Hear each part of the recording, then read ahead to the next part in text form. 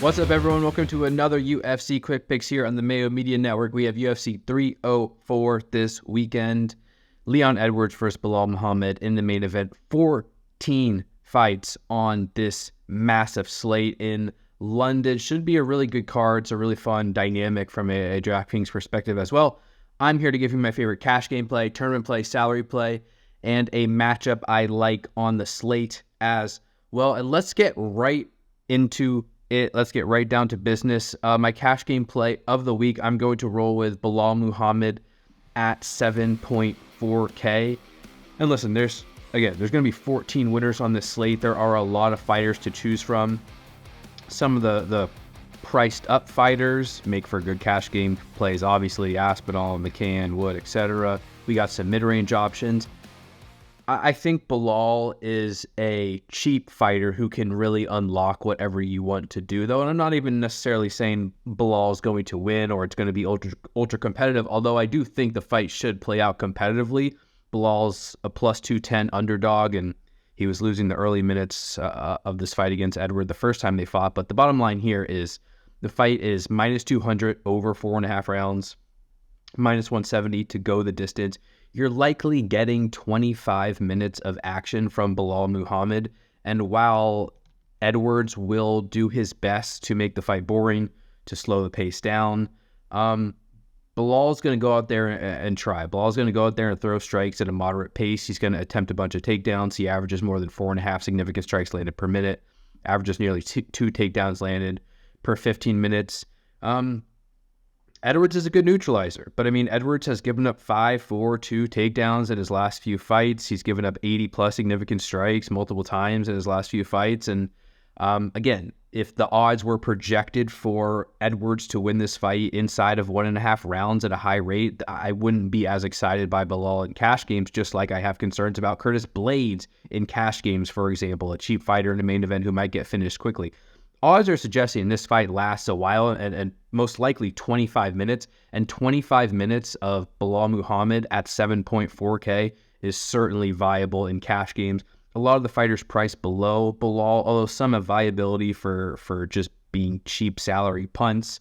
We're getting a lot of weak talents. We're getting a lot of low floors, probably early finishes. And Belal, again, 7.4K. produces offense at a pretty strong rate per minute, very cheap, and unlocks whatever else you want in cash games. So I will be paying down for Belal to start my lineups this week.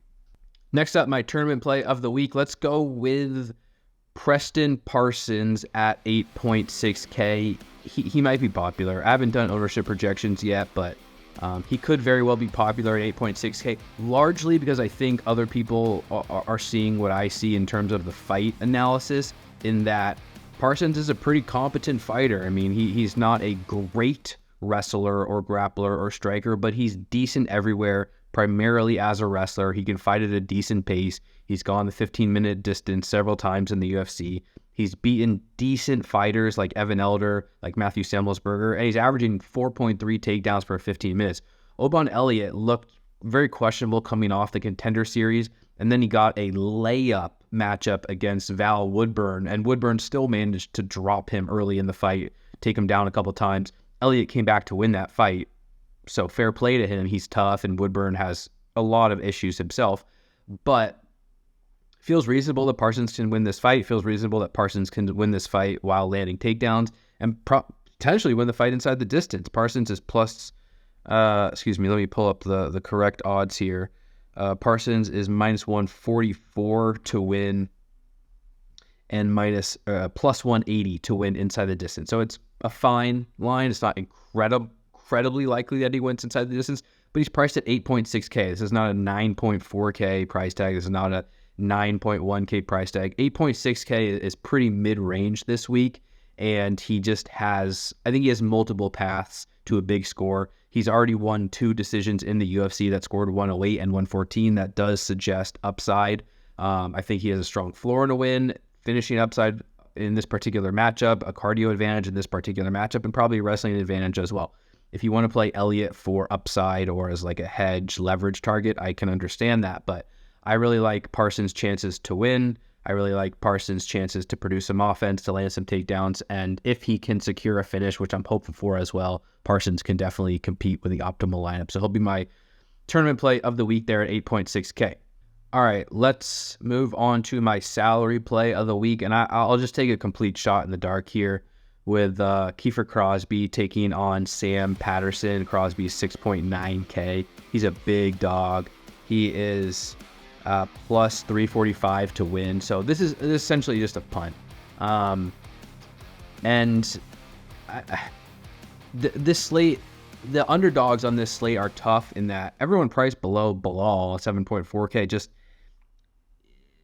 not great talents, questionable upside, or like big dogs. And Crosby definitely is a questionable talent. I don't think Crosby's very good. I don't think Crosby has a lot of cardio, and he's going to be considerably short, or he'll have less length than Patterson. Patterson's a very long fighter, so my expectation is that Patterson actually wins this fight inside the distance. That's what I picked. That's what I think makes a lot of sense.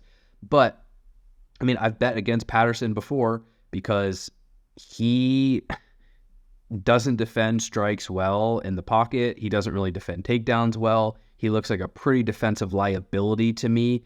And I noted that prior to him entering the UFC, I bet against him in his UFC debut against a much smaller opponent. And that guy, Ashmouz, knocked him out very, very quickly. And the one thing Crosby will do is come forward and try and brawl. And yeah, he might get caught at distance. He might get tired. He's probably going to get choked out eventually.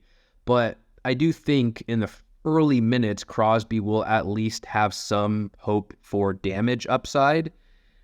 This fight is minus 600 to end inside the distance, and that's not just because Crosby sucks. It's because Patterson's a liability as well. Crosby actually has a plus 325 inside the distance line. That's not terrible considering his money line is also plus 325. The fight's minus 195, under 1.5 rounds. So again, this is a punt, but this is a punt where there's at least a ceiling in Crosby. He's not going to be highly owned. He's coming off a first round loss to Kevin Jousset.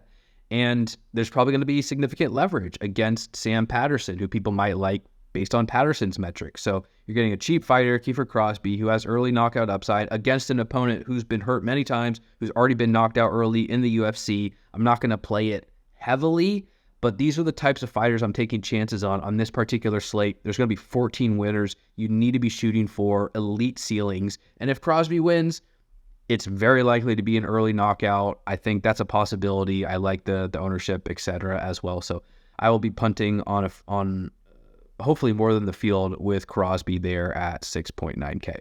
And finally, my matchup of the week. Let's go back to the mid-range here. Bobby King Green taking on Paddy Pimblett. I really like the pacing of this fight. Green's a slight favorite, minus 115. Pimblett plus 100. Green's 8.2K. Pimblett 8K. I think Pimblett is the better DraftKings fighter in general. He is just very aggressive. He throws bombs on the feet, and he can grapple. And his wins, 119, 98, 88, 63, 112. A little bit of a mix there, but you've at least seen multiple 110-plus scores priced at 8K. It's not that he needs 110 points. If Paddy Pimblett goes out there and beats Bobby Green, there's a decent chance it comes by knockout or via grappling. Pimblett's plus 165 to win inside the distance. I think he's a really strong target. I am picking Green to win, though, because Green is just a better fighter. Green is a better technical striker. He's better defensively by a pretty significant margin. He throws more volume than Pimblett, historically by a pretty significant margin.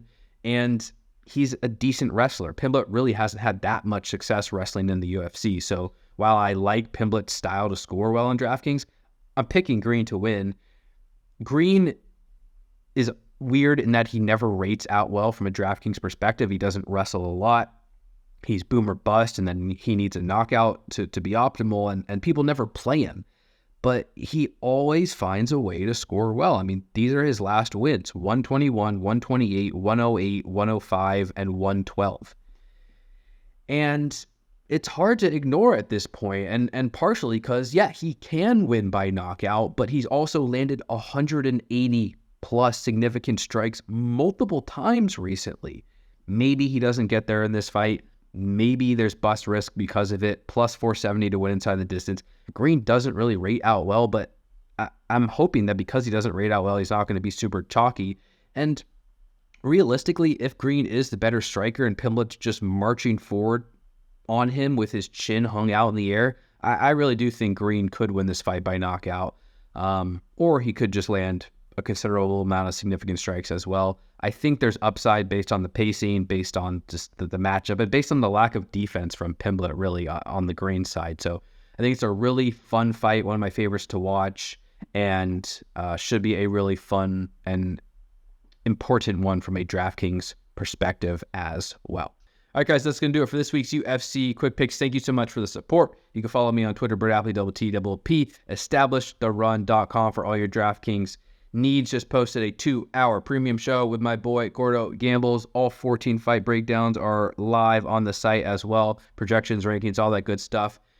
Big money to be won tomorrow. Definitely get the resource if you need it there, EstablishTheRun.com. Thank you for all the support. Best of luck this week, and we will talk to y'all soon. Peace.